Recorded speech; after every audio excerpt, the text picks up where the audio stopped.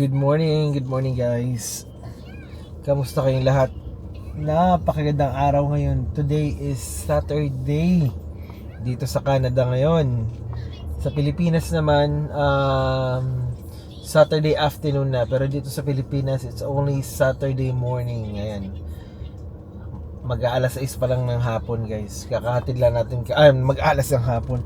Mag-aalas 6 pa lang ng umaga. Kakahatid pa lang natin kay Mrs. sa kanyang trabaho. Ayan. Maaga rin nagising yung anak ko guys, kaya sinama ko na. Maaga pa kayong magjo-joyride. Woo! Ang sarap ng umagang to. Oh? Yung weather ngayon is 17 degree. Sarap nito guys. Sarap nitong 17 degree. Panimula. Tingnan nyo naman, nakasando lang ako. I don't know when was the last time na nakasando ko guys.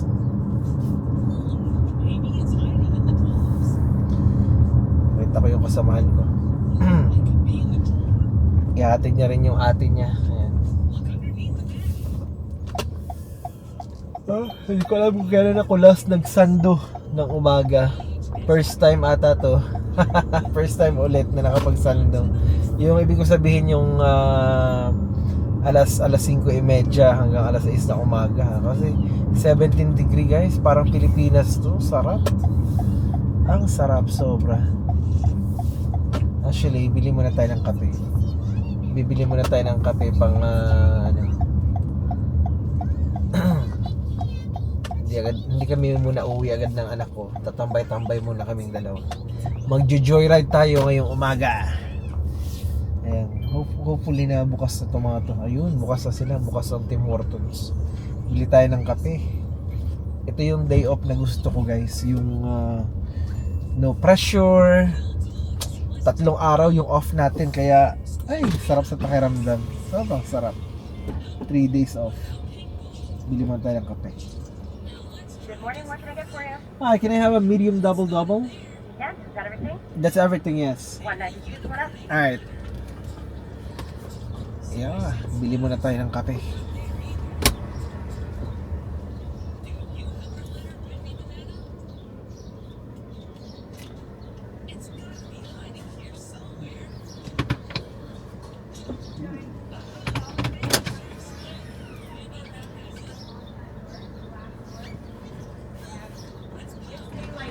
Debit please. A19.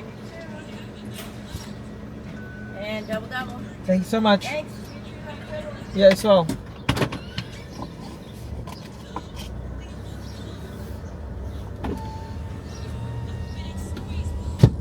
Ang sarap.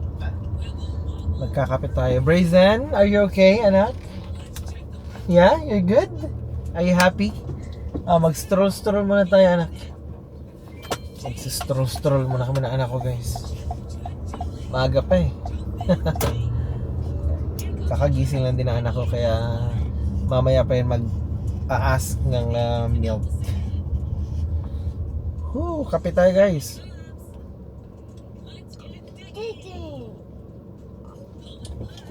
Ang sarap ng Ang sarap ng kape. Bagong gawa. Alam mo talaga yung kape na bagong gawa talaga, oh. Ito yun. Sarap. Ayos. Wala pa masyadong tao dito sa daan, no? Tulog pa yung mga tao. Saturday, long weekend kasi ngayon. Victoria Day.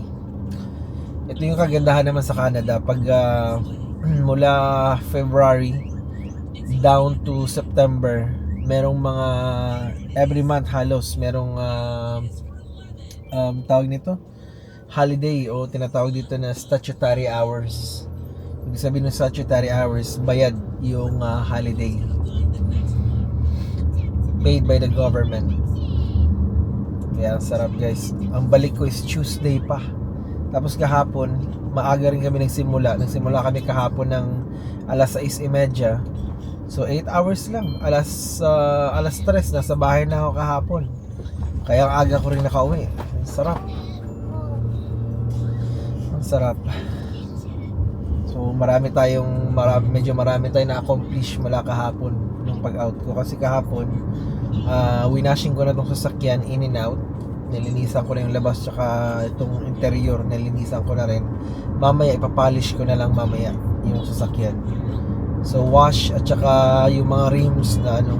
So polish na lang yung kulang. Pero ipapolish ko yung labas ulit mo mamaya kasi kagabi minadali ko lang yung pagpapolish. Pero mamaya pupuliduhin ko yung pagkaka-polish nito mamaya. Oh yeah, sarap ng kape. Daan-daan muna tayo dito kunwari anak ko sa may plaza. Tignan natin kung may mga tumatambay. May mga Pilipino dito minsan pero hapon sila pumupunta. Punta sila ng hapon dito sa may Tim Hortons, tambay-tambay. Ayan. Kaso ako hindi naman ako available pag hapon mostly kasi nga gawa ng anak ko. And then marami akong trabaho sa bahay. Sila kasi nakatira sa apartment kaya wala silang inaasikaso ng mga pagka-cut grass ganun. Ako dami ko inaasikaso pag hapon. Tsaka yun yung pinaka the best na time. Yung yung on a typical day, hindi yung day off On a typical day, yun yung pinaka the best na time para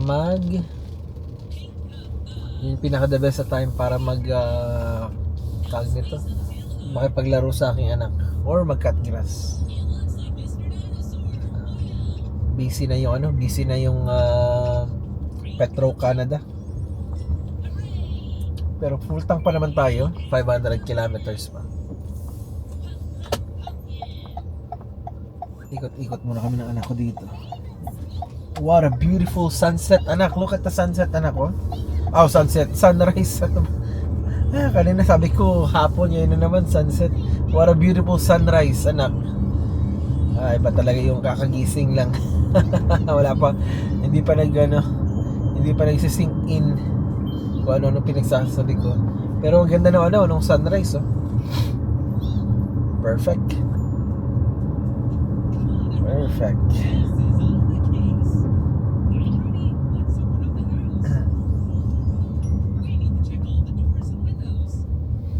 Itong Walmart dito sa amin, hindi ko nga lang maganon yung camera para pakita sa inyo. Pinapaganda rin yung Walmart dito sa amin, guys.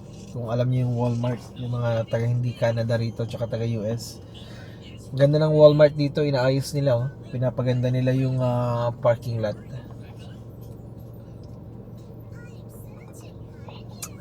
Yan. So labas tayo ng town konti para makapag-drive. And then ikot tayo papunta ng kabilang town, tapos sabay uwi. Are you okay, anak? We're just gonna have a quick trip, anak. We're gonna have a quick trip and then we'll go back after. Para sakto pag uwi namin, magmi-milk siya and then ako naman mag-prepare ako para breakfast. Laki nung boat niya Wow. Yan din yung pangarap ko, guys. One day magkaroon tayo ng sarili nating barko. Yung sailboat lang, yung mga parang speedboat sa atin, okay na ako dun. Pero mas malupit yung Pilipino pala, hindi ko pala nababanggit. Kahapon may balita dito, malaking news dito sa Canada. May isa tayong kababayan natin nanalo ng 80 million Canadian dollar. So kinonvert nung nag-post sa Facebook, maraming nag-post. Ako nag-post din ako noon. I-share ko yung niya, yung kanyang pagkapanalo, yung interview niya doon sa may mismong olg.ca. At tawag nito 3.2 billion yung pinanalo niya.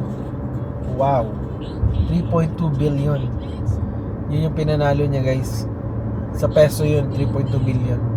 Tapos sa sa Canadian, yung actual price talaga is 80 million Canadian dollar. Wow. Hindi mo na problemahin yung wala ka nang problemahin. Sarap. Wala ka nang problemahin sa buhay. ingatan mo lang yung pera mo, invest right. Yeah, parang correct ka, no? Pero kung ako siguro nanalo, no, ganun yung gagawin ko. I-invest ko yung pera talaga sa tama. Para secure na yung yung anak ko, yung apo ko, hindi na kailangan magtrabaho. Grabe. Wow. Siguro tawag nito, yung unang bibilhin ng kababayan natin talaga is bibili yun ng bibili yun ng bahay. Maraming bahay ang bibili nun sigurado. Mga rental property. Bibili din siya ng sasakyan. Yung pinaka the best na sasakyan, sabihin natin. Wag na yung wag na yung mga low end na mga sasakyan. Bili na kagad ng high end. Pag ako nanalo ng ganung kalaki, siguro bibilin ko talaga yung malaking truck. Mga 450 na engine. Para pag gusto kong mag cross country, tapos may hila lang ako na malaking trailer or camper van, ayun, sarap nun. Tapos you don't have to worry about sa wala kang problema kasi nga 80 million yung pinanalo mo. You don't have to worry about anything.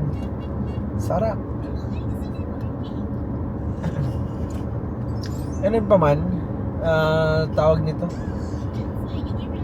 ang ganda talaga ng guys, ng sunrise. Wow.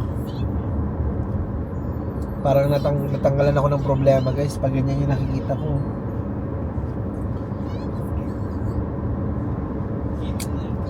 Malapit si Kabayan nanalo ng 80 million.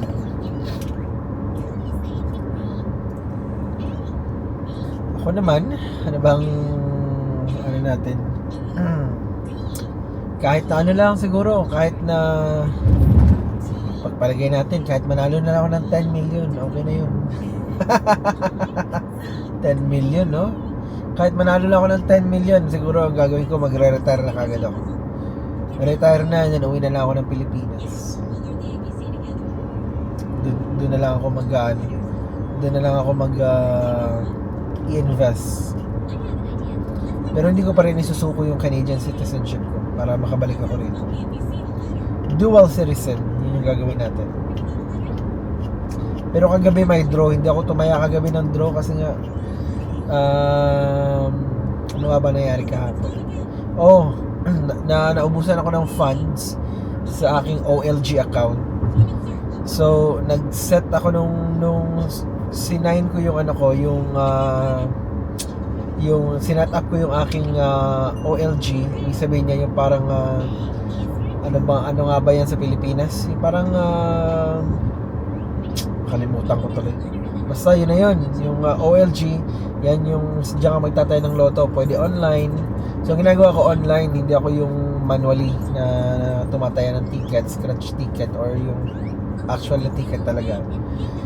Nabusan ako ng funds at hindi pa ako pwede maglagay ng pera until next Thursday kasi nga yun yung sinet up ko para para hindi rin ako maging addictive sa ganun. Tapos nag-set lang ako ng certain amount na yun na yung pwede kong i-deposit. So naubusan ako ng funds kaya hindi ako nakataya kagabi. And I think 20 million yung price kagabi. Pero tawag nito, next draw, tataya tayo next draw. Pag sinuwerte tayo, nanalo tayo ng 10 million, aba, it's gonna be a very nice feeling na manalo ng 10 million. Ang bilis ni J-Lo. Naunahan niya pa ako. Talagang saktong lang siya. Nagkita kami nung kanina, siya yung sinabi ko, nakita ko yung kakilala ko. Ang bilis niya. Uwi na rin tayo. Plano ko pa sana umikot dun sa kabilang town. Pero mamaya na lang, kasi lalabas din naman kami mamayang hapon. Or baka mamayang tanghali. Pumunta na kami ng Canada's Wonderland.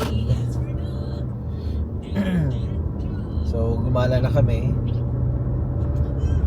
Kaya this time, na lang muna. Relax muna tayo. Dito lang muna tayo sa bahay. Kung gagala man, baka dito lang malapit sa area. Hindi na masyadong malayo. Kasi yung Toronto kasi, nasa almost 3 hours mula rito. Maganda naman mag-drive papunta ron, kaso nakakapagod. Baka lalabas kayo mamaya, bibili kami ng nagre-request si Ermat ng tulips. Baka yun na lang yung gagawin namin siguro.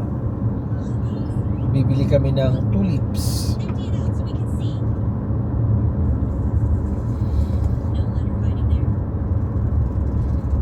Ganda na tingnan ng mga field. Kita nyo naman siguro dyan sa gilid ng itong salamin, itong window rito. Green yung dinadaanan natin. Busy yung mga tao sa pag-cut grass, guys. Not right now pero kahapon, busy sila kahapon. Tsaka maraming mga dumaraan na yung mga nagla-landscaping, yung may mga hilang truck. Malapit na tayo sa bahay. Hindi na ako umikot.